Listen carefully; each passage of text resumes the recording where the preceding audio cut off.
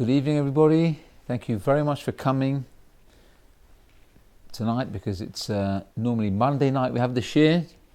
Today we delayed the shir for a day because Baruch Hashem, my wife and myself had two wonderful weddings that we were working at Sunday and Monday, and each wedding represents a 12-hour work day, so we were both very, very tired. I had no time to rest. I was preparing for the shir, but as it happens, that's part of the topic I'm going to talk about today. Oh, first of all, I should say today's shir should be for the Refuah Shalema of Yitzchak ben Devora, Adina bat Chana, Eliyahu ben Tzipora, and Mordechai ben Milka. So I had a bit of a tough time, to put it mildly, preparing the shir today, because I was so exhausted after working at these two wonderful weddings where we met practically every Jew in northwest London. First wedding was a Sephardi wedding. Second wedding was a Hasidic girl marrying a Litvish boy. So I think we basically met every Jew that we could possibly be seen in northwest London over the past couple of days. And it was very exhausting, but wonderful chatunot, wonderful couples. And it's truly a zechus to work with these people. But I had to pay for it, because when I was preparing today and I was trying my hardest to focus, I found myself on more than one occasion falling asleep over my notes. And then I kept waking up and looking at the blank page in front of me, and it wasn't happening. And I tried and I tried. That was challenge number one. And just thinking about it now, there were so many things that happened today that took me away from what I was trying to achieve, what I thought I was trying to achieve. And one of my kids I had to go and get something with him from one of the shops. I was traipsing around with him. And one of my other kids had to have something else.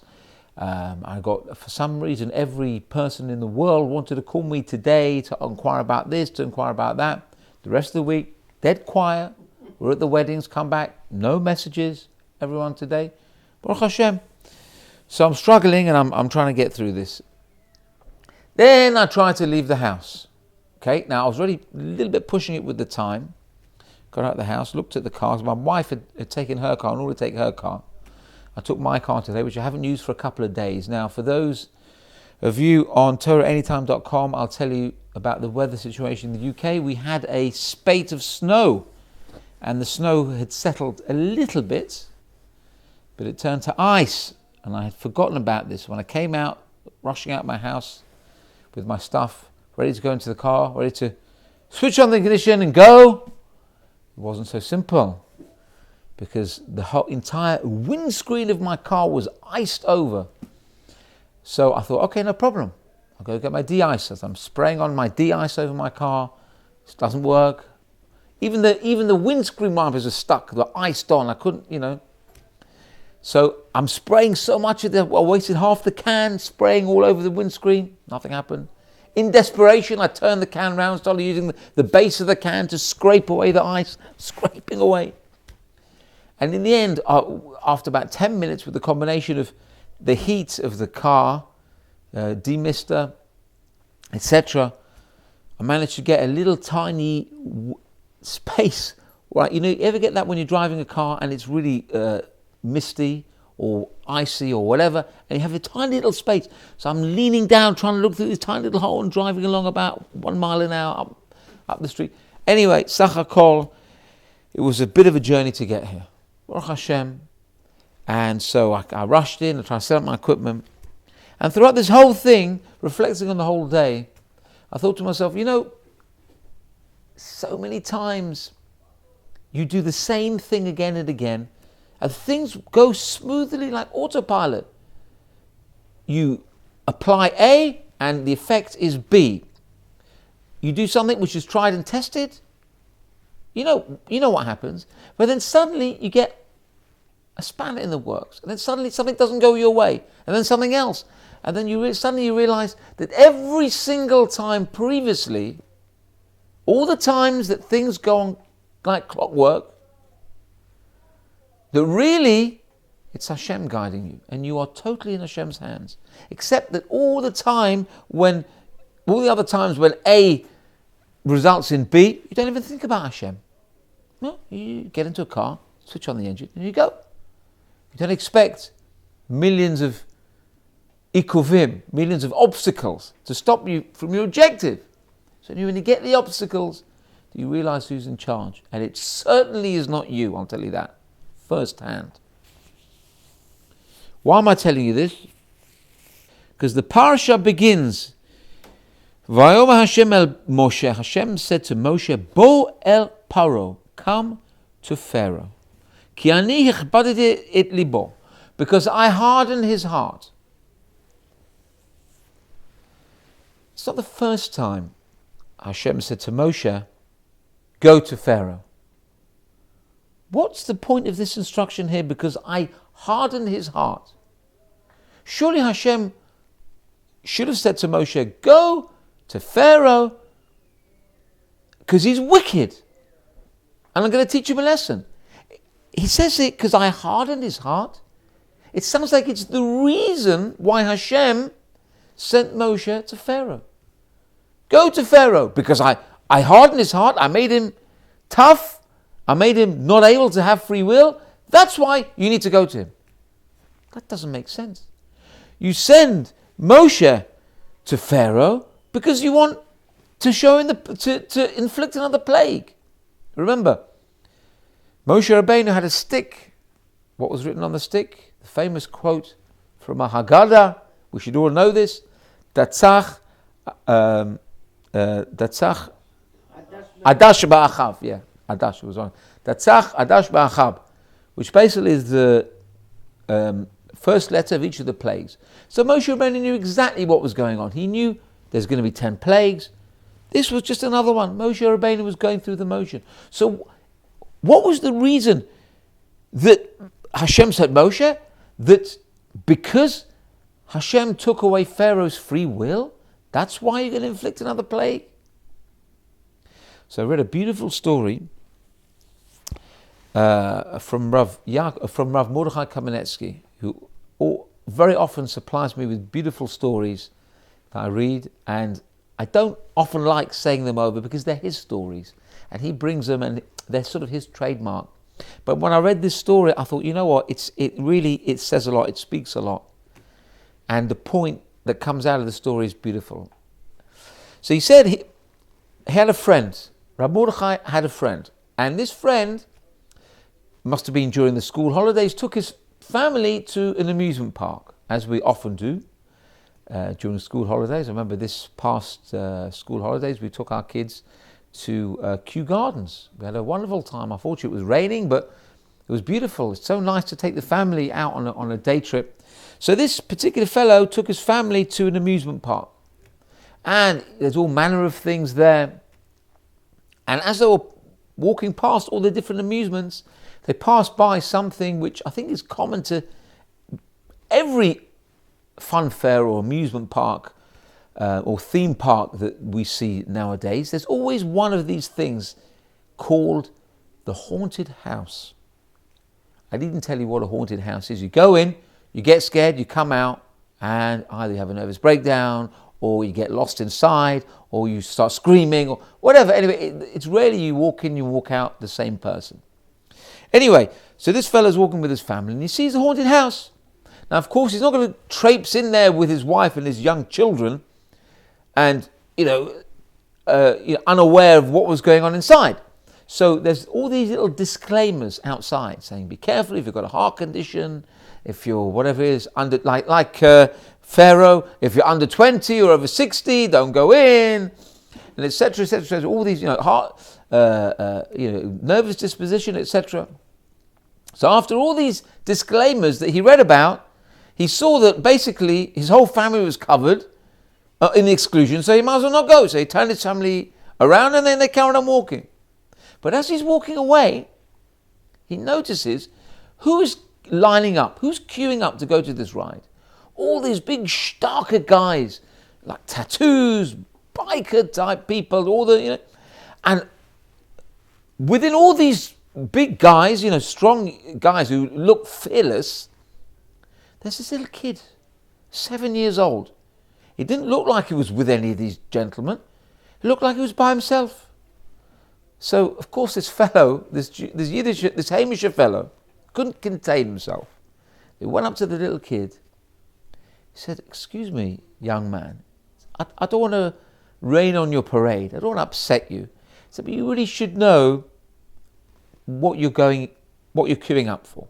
He said, this is a scary ride. You see the signs here? You're not even going to get in, you're so young. And it's scary. There's lots of things that jump out at you or whatever. So I advise you, save your time. Why don't you go on the merry-go-round? Why don't you go on the little, the little rabbits that go up and down, or the little planes that go, ooh. What are you queuing up for this thing for?" So the little kid looks up at the guy. He says, nah, you don't understand. He said, "I know exactly what's in there. I know that if I go inside and I give one scream, I know that the lights are going to go on immediately and all the things that pop out, I'm going to see that they're all made of plastic. And you know why? Because you see that guy over there?" And he points over there to the attendant. He goes, "That guy, that's my dad." So of course he's going to get in. Because he's 7 years old. Doesn't matter how old he is. It's his dad running. Dad's the operator. What do we understand from this? Moshe Rabbeinu was enjoined by Hashem, was told by Hashem, you just go, and you go to Pharaoh, and it doesn't matter what he's going to throw at you. He's going to have a tantrum, he's going to shout at you, he's going to shout at his advisors, everyone's going to laugh at you, you're going to make a balagan. He says, it doesn't matter, because I'm the one who's hardening his heart. I'm the one who's in control. And if I want to turn the lights on, if I'm going to show everybody this is the real story, I'm going to do that. So you don't worry, Moshe Rabbeinu, because I'm the one who's in charge here. And you, like we learned last week, you are the stick in my hands. You are going to react to the situation that I'm going to make for you. You are going to be the little kid in the haunted house with all the monsters jumping out. You just have to be calm, and you're going to know that your dad with a capital D is right there, and when he wants, he's going to put that light on, and you're going to see what's right in front of you that was making you scared, what's making you nervous, what's going to make a balagan. It's bubkas, it's rubbish, shtuyot. Don't worry about it. Go through the motions, show Pharaoh what he needs to know, and leave the rest to me. It's exactly the lesson that I got today when I was coming to this shir. All these things, the snow on the windscreen, the being late, even my son who normally comes to help me doing the filming, he couldn't come. I had to set up the camera by myself, and everything can happen. But throughout it all, you've got to say to yourself, I'm not in charge. It's nothing to do with me. If things don't go routine, there's Hashem, there's a God with a capital G who's in there. He's in charge. If he wants to make ice on my windscreen with a little tiny window I can look through, that's up to him. He wants to get me there safely. It's up to him. Maybe I should have got the lesson. Maybe I should have gone out a little bit earlier. Maybe I shouldn't have made my own problem. I was my own worst enemy today. Also, I can't take the blame away from myself. Something arrived for me in the post, which I was very excited to receive. It was a piece of camera equipment. I was to spend my time looking at it. I should have been preparing my shit. Who says I have to stop to go and get involved with other things? So it's not always you who's in control. In fact, it's never you who's in control, really, if you think about it. Okay, this is the lesson we learn from Hichpadati et libo. Hashem is hardening his heart. Hashem is the one who's calling the shots. And we know this is the parsha of the Geula. This is the beginning of the Exodus. This is a tremendous moment here. This is when the Jews go out for free. This is the precursor to the Geula, which is Bezrat Hashem, will happen in our times. We want it to happen right here, right now. It's going to be very similar to this. And on a not so pleasant note, I heard also that just like in the Exodus of Egypt, there was 4/5 of the Jews who died during Makat Choshech, the plague of darkness. So the same thing. I mean, we don't want it to happen. This is a prophecy for the bad. Prophecy for the bad doesn't have to come true. But it said that it could be history repeating itself. Maybe for our Geula, we're also going to have, unfortunately, Jews who could die en masse before the Geula. Now, we don't want one Jew to die. We want everybody together to be with Mashiach. We don't want one neshama lost is one too many. We want everybody at the Geula. So we're all praying and hoping that whereas history will repeat itself in terms of the good things, we want to keep it good. We don't want the prophecy for the bad. We're praying to Hashem that we will go, all of us in our entirety, to greet the Geula. Which, oddly enough, brings me to my next point. You see, Hashem is giving me siyata d'shmaya.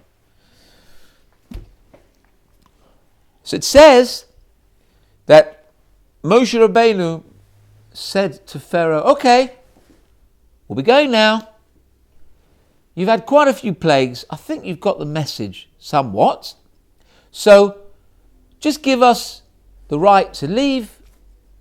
We'll take our people, our animals, etc., and we'll be on our way. You can stay here with all the dead Egyptians. You can stay here with all the dead animals and the hail. There's a few frogs there as well if you fancy something to eat. B'chavod, have a good time. So long, and thanks for all the whatever. And Pharaoh said, hey, hang on a minute, what's going on? Who says all of you can go? So Moshe Rabbeinu said, what do you mean? We're going, that's it. What more do you want? He says, no. Everyone under 20 and everyone over 60 is going to stay here. And all the middle group, they can go. Now, if you think about it, that actually sounds like quite a good offer. Because at the end of the day, old people are old people. If you're going to go with anybody, go with the strong and the fit. People who are too young, what are they going to do? People who are too old, what are they going to do? I mean, I'm just theorizing. I'm just making a very crude analogy, a very crude assumption. So Moshe Rabbeinu, being, let's say, a negotiator, could have said, okay, you know what? I'll make a deal with you. I'll go with all the people between 20 and 60. You can keep the rest of them, and let's go. Okay? Is that a deal? Fine. They could have shook hands, and that'd be it. Now, of course, that's not what Moshe Rabbeinu is going to say. Yeah? Because that's not the point of the whole exercise. Like we said just now, we want everybody. So Moshe Rabbeinu made that classic statement, B'ne'ureinu u'v'zekeinenu neilech. With our young people, which is under 20, and with our old people, which is 60 plus, we're going to go. Neilech yalla kadima.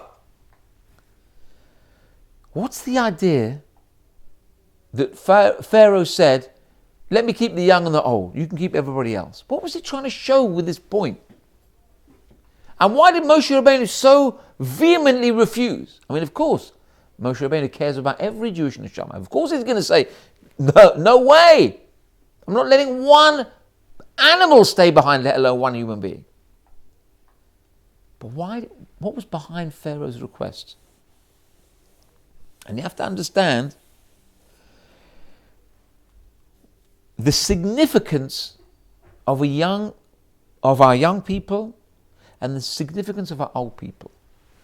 Because our young represent, let's start with the old. Our old people represent our past.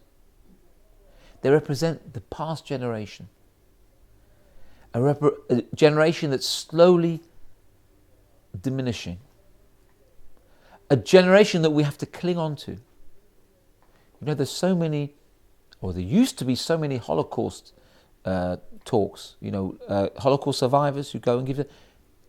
I didn't tell you, that's getting less and less and less. Because the Holocaust finished 60 years ago. There are only so many 80 and 90-year-olds.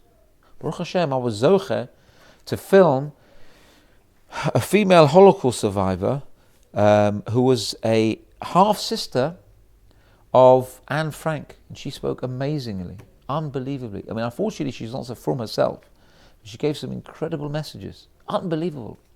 I was zocher to meet this person firsthand. But it's not everybody who can go and say, I saw a Holocaust survivor and I heard a Holocaust survivor, because they're getting less and less and less. So what are we urged to do? To meet them, hear them, listen to them. It's very nice if we listen to recordings of them and watch videos of them. That's also very good. But you have to meet them firsthand. There's a big difference between meeting somebody firsthand and listening to it on a tape or a video. That's why I always urge people, if you want to come to my shir, come to my shir, come and sit here with the people here. There's not many people who come to this shir. It's difficult to come every week. And Baruch Hashem, I should never take this for granted, because there are people who come to this shir week in, week out, and they support I don't know why. I praise them for it, and I appreciate it. And the people who come every week, and if for some reason they can't come, they'll send me a text, they'll give me a message. They don't have to do that, but they come every week and they show their loyalty. I want to publicly praise all of you and all of them, even the ones that are not here tonight for whatever reason, for coming and supporting. But there's a difference between coming and hearing, because you hear something live, it means it goes into the heart. Whatever comes, I hope whatever I'm saying is coming from my heart. But if it comes from my heart, it's going to go into your heart. You can't do that with a tape as well. You can't do that with a video as well or as effectively. There's a big difference. So when you're there and you hear the person talking, giving their feelings about the Holocaust or whatever it is, that's going to have an impact on you. And I can't tell you that I was the only one who had tears in my eyes when I heard this lady talk about her experiences in the Holocaust and her experiences with her fellow Jews, from and not from. It was fascinating hearing and hearing her courageous, warm words. It was unbelievable. And I hasten to say there was not a dry eye in the house. There was a couple of hundred people there, from my estimation. But that's the past. That's a link and a chain to the past. And what do the young people represent? So by extension, the young people represent our future. Our children are our future. Do you think we work 12 hours a day, my wife and myself, just so that we can have pocket money to go out and party? Of course not. We're working these crazy hours because we're doing it for our kids. We're doing it to pay our school fees. I needn't tell any parent today it's not easy to pay the school fees, especially if you're at a private school where they're not state aided. The school fees, I'm not saying it's not worth it. I'm telling you now publicly, school fees are worth every penny. And whatever a parent pays today in school fees, it's subsidized. And it goes towards the teacher's wages and whatever amenities the school needs. And it's the minimum sheba minimum, the smallest that they can take from us. And it's worth every penny, because that's your future. That's the binu ureinu. That's the young. So whatever we can do to pay our school fees for us and to give our children the benefit of what we had, it's worth it. It's worth working those 12 hours a day. I'm not saying I'm the only one.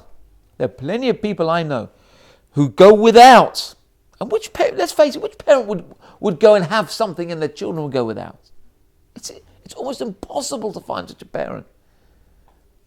There are plenty of parents in our school, I know for a fact, they're taking second jobs, they're secondary incomes, they're working harder, whatever they can do, they want to pay their school fees. They want to give the best to their children. That's the binu ureinu. That's looking for the future. And you think Pharaoh was a fool? Pharaoh was anything other than a fool. Pharaoh was the reincarnation of the snake. Pharaoh was the Yetzer Hara. The Yetzer Hara is not stupid. You think a Jew is going to be fooled by an idiot? They're going to be tripped up by somebody who's not going to, we're up against a serious opponent. So Pharaoh knew how to knock us for six. Because he said, the young ones are going to stay behind. I don't want you to have a future. And the old ones are going to stay here too. Because I don't want you to have a link to the past. Because the link to the past will make you remember what it was like in the good old days.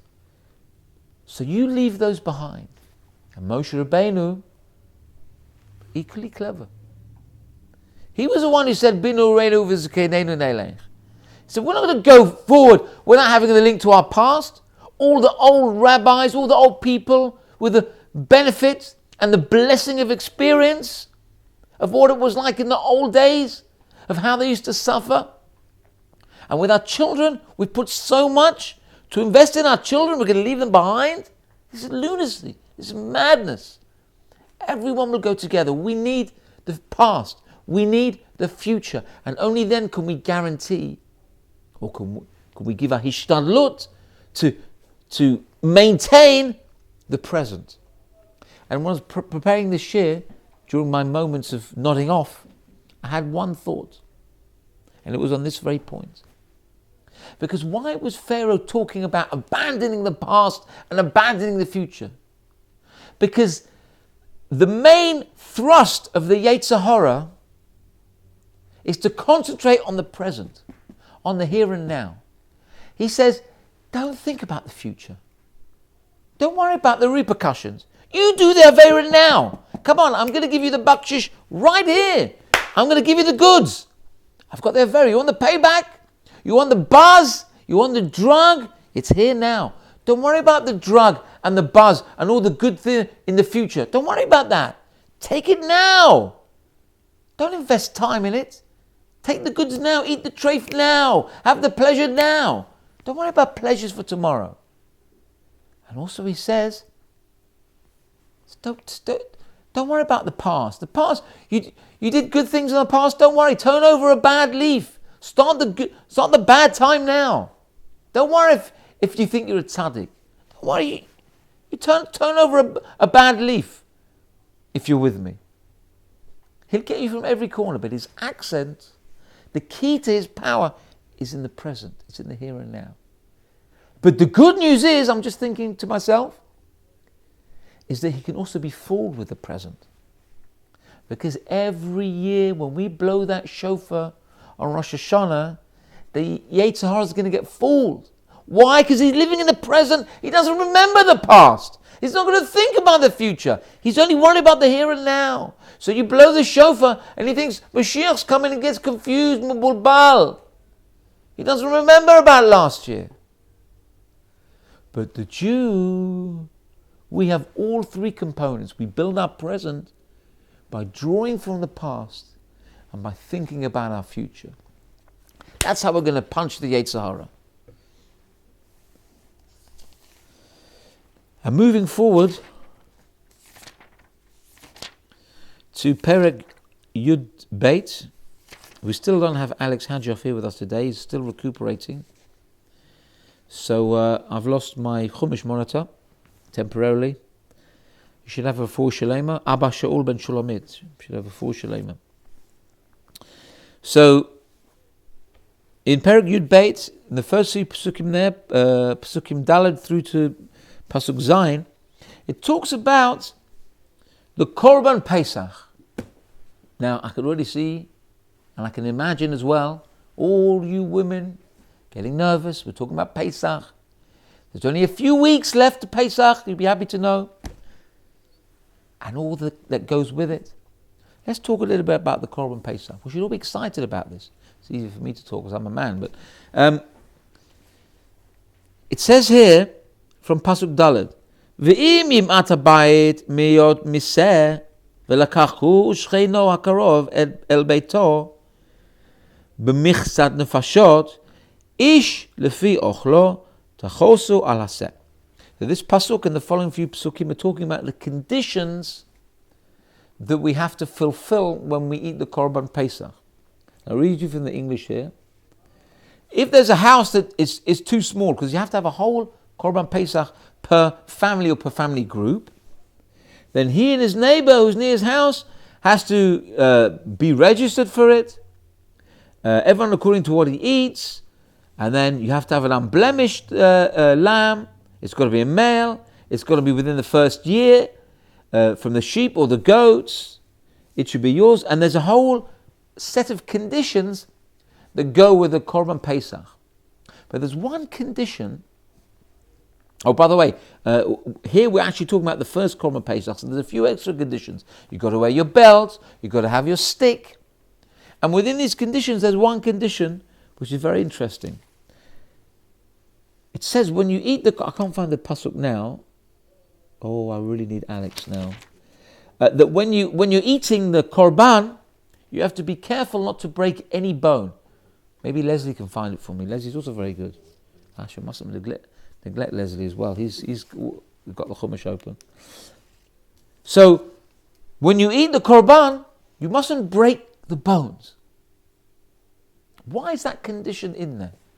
I can understand you want to eat it in haste. You've got your belt ready to go, you've got your stick ready to go, and you're eating it as a family group, etc. It's got to be eaten b'chipazon, in a hurry. What's all this about not breaking a bone? Listen, they say you can't make an omelette without breaking eggs.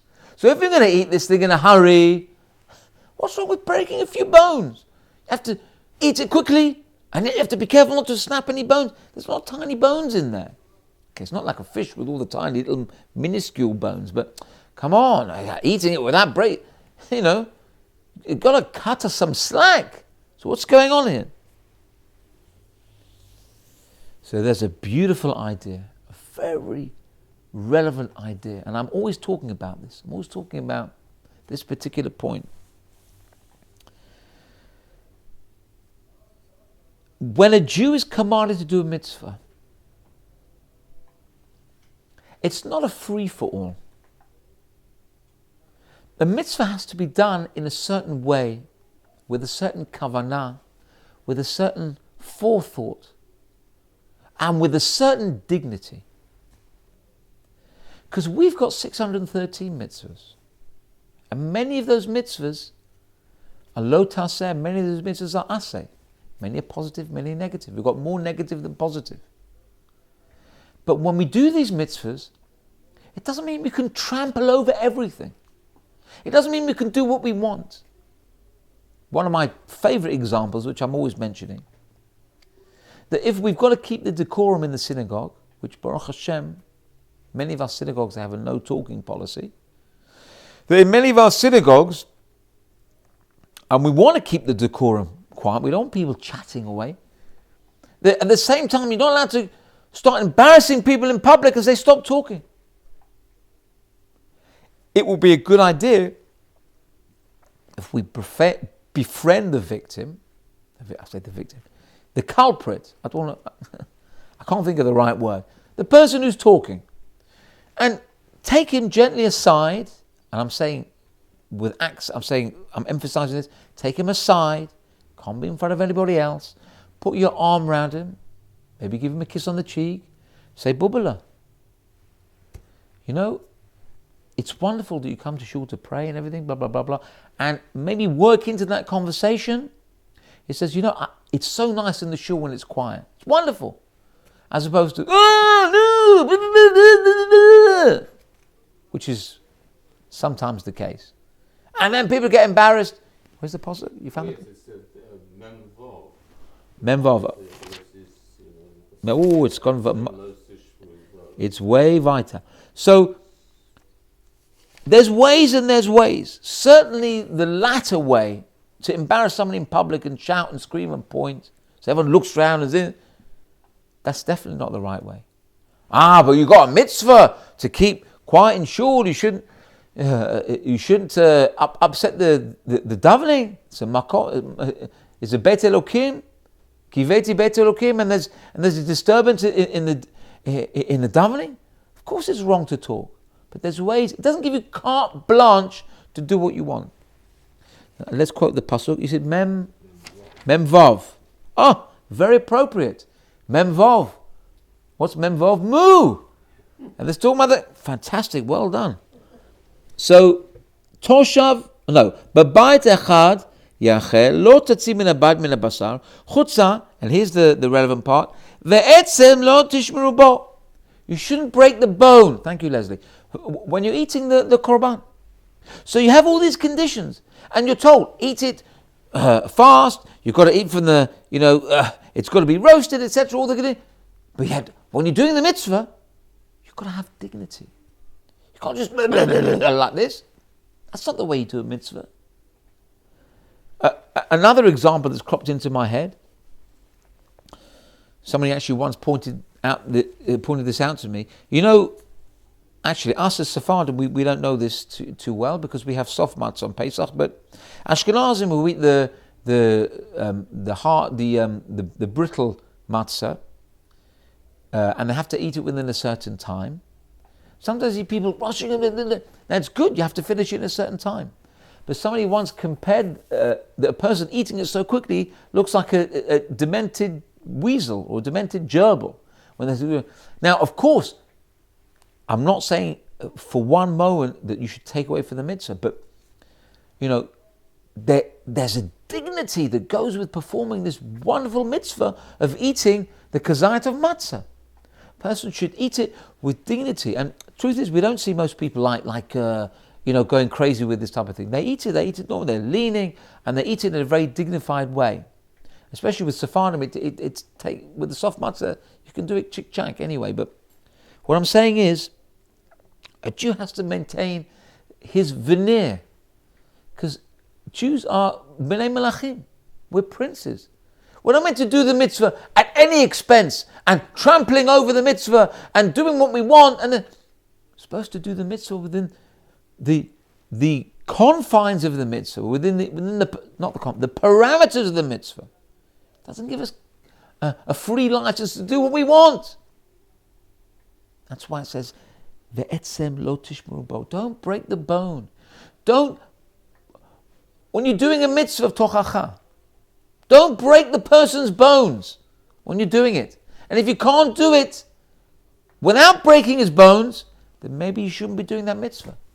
Maybe move on to another mitzvah. It's worse for you to do the mitzvah of rebuke and break his bones than to just say, okay, I can't, it's too big for me, this mitzvah. Move on to do another mitzvah. There's one mitzvah you can daven for him. You can definitely daven for him. You're not going to break any bones by davening. Nobody's saying you can't do that. I always tell people, you want to jump on the bandwagon and start criticizing the Gedolim, start criticizing this and that or whatever, and making, suddenly when there's a controversy and whatever it is, something that people love to talk about, suddenly everyone becomes a dayan. The man, the women, binurenu, bizkedenu, everyone becomes a dayan. You know what I would do? Oh, I was in that situation, I would do this. And he can't get away with it. Suddenly everyone is judging left, right and centre. Excuse me, you're a woman. I thought women aren't supposed to be judges.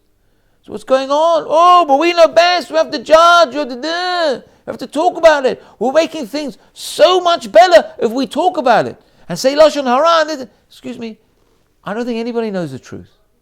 Baruch Hashem, we have a very good and competent based in. We have Gedolim. It's not up to us to start talking about controversy, whatever. I'll tell you what you can. You want to talk? Open your siddur. Zoga Tehillim. Say a kapitel Tehillim. I don't see people saying, it's so terrible. I want to say Tehillim. I wish we should hear it more often. So if ever, again, it's not up to me to interfere. I'm not going to, but all I'm saying is there's a very positive effect that you can have. You might not see it there and then. You might not even see it in your own lifetime. But there's a very positive effect you can have on your community if you open up your Tehillim and you say a kapitel. Or if you just turn to Hashem and you cry and you scream to Hashem and say, I don't want pirud. I don't want separation in our community. I don't want to see the community ripped apart. I don't want to see this type of thing. I want shalom. I want achdut. I don't want to see the community torn asunder. Who wants such a thing? I don't want such a thing. I don't think anybody wants such a thing. So instead of making groups and splinter groups and this and that, whatever, again, I'm not judging anybody. For 1 second, I don't want any misconception. I'm not judging anybody. Chas v'chalila. I'm only judging myself. Remember, I speak to myself first. you're just eavesdropping. The best thing we can do is daven to Hashem. And I'm telling you, we will be matzliach. Impossible Hashem won't answer our prayers. Impossible. We will be matzliach. We turn to our Tehillim. We turn to Ribono Shel Olam. We can't fail to be matzliach. That's haftacha. Simple as that. I don't know why I got onto that, but anyway. So the point that comes out is that there must be an attitude, a correct attitude with the mitzvah. It's not a free-for-all. It's not like we can do what we want. It's got to be done within certain framework, with certain guidelines. Don't break the bone. Do the mitzvah, but don't break the bone. And finally, every bar mitzvah boy's dream. This week's parsha we have Kadesh Li Chol Bechor.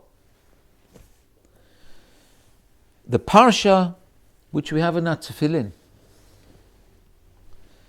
Kadesh Li Chol Bechor, what does that mean? Be sanctified to me every Bechor, every firstborn. Baruch Hashem, I'm a firstborn. However, I will not be serving in the Beit HaMikdash, because it's the Kohanim who do that. However, you can see from this pasuk that the firstborn does have a sanctity. It does have a kedusha. And in fact, you know what we're told? That the firstborn were the ones who were supposed to be serving in the Beit HaMikdash. Yeah, not the Kohanim, the firstborn should have been there. How come it was the Kohanim who served in the Beit HaMikdash? Because there was something that happened in the desert with a calf made out of gold that was jumping and prancing around, and people were jumping and prancing around about, and all sorts of horrible things were happening, and that's why the Bechor, their kedusha was taken away, their responsibility was taken away, so they can't serve in the Beit HaMikdash, and that comes down to me. As I'm a Bechor, I don't get to serve in the Beit HaMikdash. I should add, I'm not a Kohen either, so that's another reason why not. But why were the firstborn sanctified in the first place? Why were they in with a chance before they mucked it up with the golden calf? Why were they in with a chance of becoming servants to Hashem in the Beit HaMikdash? You know why? You want to hear what the Alter of Kelm says, Rav Simcha Zissel? I'm going to finish with this. The reason why the firstborn is sanctified is because they had a part to play in the final Makkah. The only Makkah, the only plague that's called with the name Makkah. It's called Makat Bechorot. We don't have Makat Dam, Makat Sefardeya. It's called Dam, Sefardeya, Kirim. I sometimes call it Makat Choshech, Makat Arbe, whatever. But officially, there's only one plague. That's Makat Bechorot. That was the worst Makkah.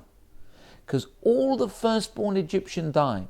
And if there wasn't any firstborn in the family, it was the oldest member of the family died. Basically, the long and the short of it was, there was not one family in the whole wide Egypt that didn't have a death in the family. Every family in Egypt had at least one death in the family.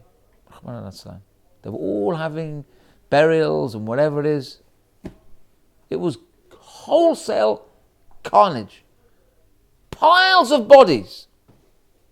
Meanwhile, the firstborn Jews were not harmed at all. Nothing happened to them. So, what did the firstborn do to cause this tremendous Kiddush Hashem? Because it was a Kiddush Hashem, if you think about it. Only the Egyptians died. Not one Jew died. Only the firstborn died. Oh, and the oldest member in the family. Not one firstborn Jew died.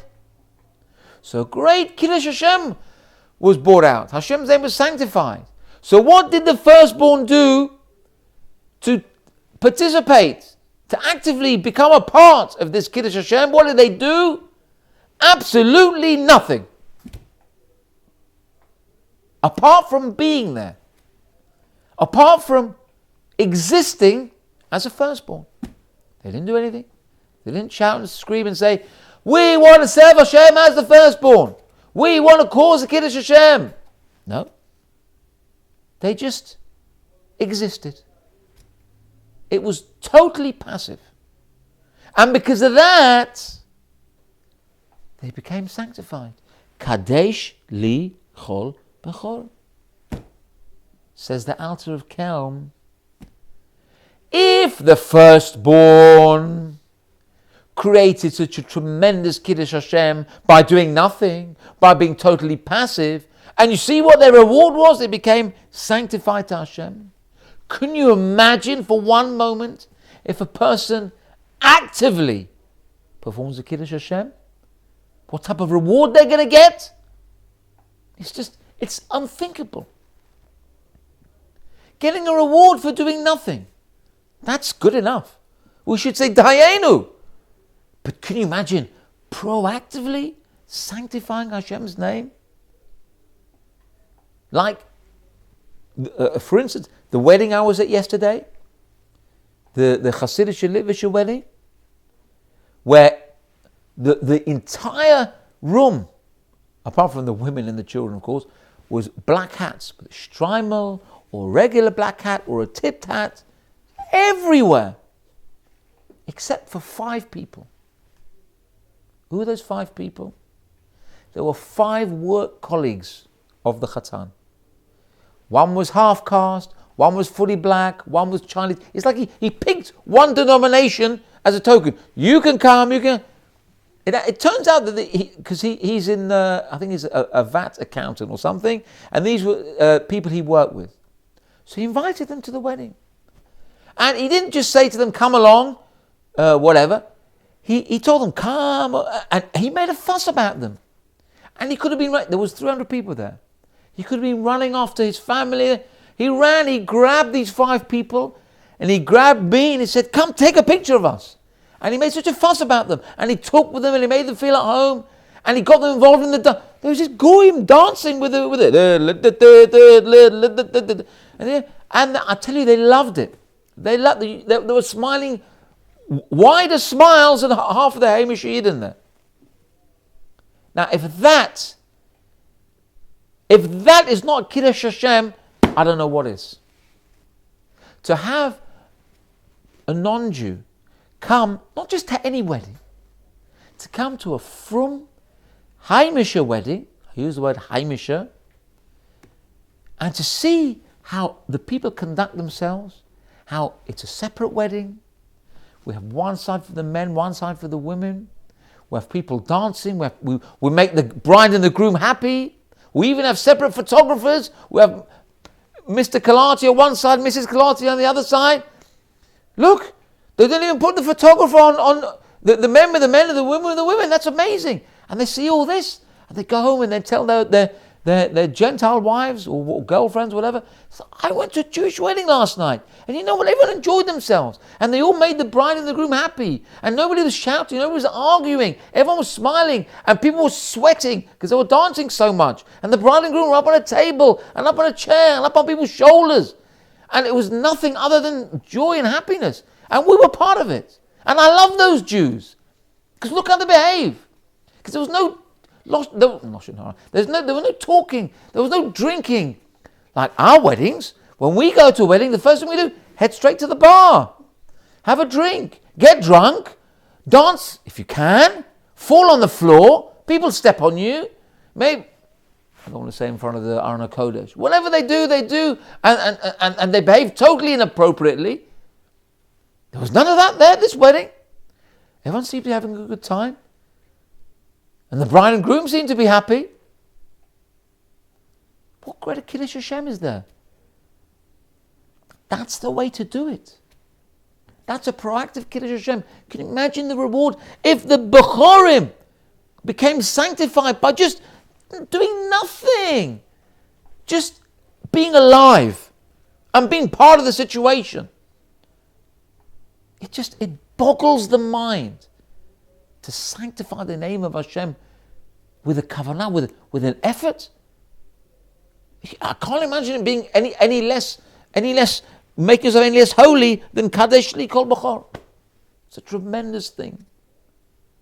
And we should all think about this very carefully, because we all interact, not just with Goyim. Of course, we always interact with Goyim. We're not living in Israel here. We're not living in Borough Park. We're here, we're in Hendon, we're in Golders Green, we're in, mind you, all right, whatever. So we interact, there's many, just going on the underground, going in the street, there's so many ways we can interact with the Gentiles and cause Kiddush Hashem. If you're wearing a couple, don't start shouting and talking loud or whatever with the person next to you. So they can say, look at how these Jews behave. They're loud, they're brash, they argue. Let them point to you and say, wow, look how well behaved they are. They walk with modesty. They walk to, they're not rowdy, they're calm, they're wonderful. They make a blessing every time they eat something. They never take it for granted. It's so nice. They stop with the little hats on their heads and they come and they're saying these funny words because they're thanking God. It's like the grace before meals. They do it before every bite they take. How wonderful is that? And look, they never talk about each other. When they in the workplace, they're never ratting on each other. They're always talking nice, always protecting their own. They should be saying things like that about us. Instead of saying, look at those Jews. I was cheated by a Jew. And he stole from me. And he talked about me. And he took my job. And he made me feel bad. Nobody wants to hear that. Hashem wants to hear that. Hashem wants to hear, let's talk about an irreligious Jew. An irreligious Jew say, that frum Jew stole from me. He cheated me. I bought something from him. He never gave it to me. I booked him to do a service for me. He never completed the service. He shortchanged me. Does Hashem want to hear that? Of course Hashem doesn't want to hear that. Hashem wants to hear the Ra'ash Gadol, the wonderful noise that we heard at the wedding yesterday. He wants to see those Goyim as they're dancing around in the circle with a little kippot, so cute, seeing these whatever it is, the Chinese guys and the black guys with the kippah. If you could have seen it, you would have been crying. Beautiful smile, dancing with the Hasidim. It was unbelievable. That's what Hashem wants. Is it so difficult to do that? Is it so difficult to smile? Give a smile to a non-Jewish work colleague? The Bezrat Hashem, we should all take this message. Kadesh li kol b'chor. We can make a difference. We can make a huge difference. We can make Hashem, as it were, shlep nachas from us. Why not? He's our Father. Why shouldn't He shlep nachas from us? He put us here for us to make Him proud. So why shouldn't we make Him proud? Bezrat Hashem, my bracha, I'm not somebody you can give brachot. I'm a Jew. That qualifies me to give a bracha. So as a Jew, my bracha should be that all of us should internalize this message, that we can all make a huge difference to the Goyim around us and to our fellow Jews. Whatever they are from or not from, doesn't matter. We can make a difference. We can become Kadesh Li Kol B'chor. And in this way, all of us will be dancing, not just around the Chatan and Kala, but we'll be dancing around Mashiach and Eliyahu Navi and Moshe Rabbeinu, Avram, Yitzchak and Yaakov. May it happen speedily in our days. V'chein yasam v'namar amen.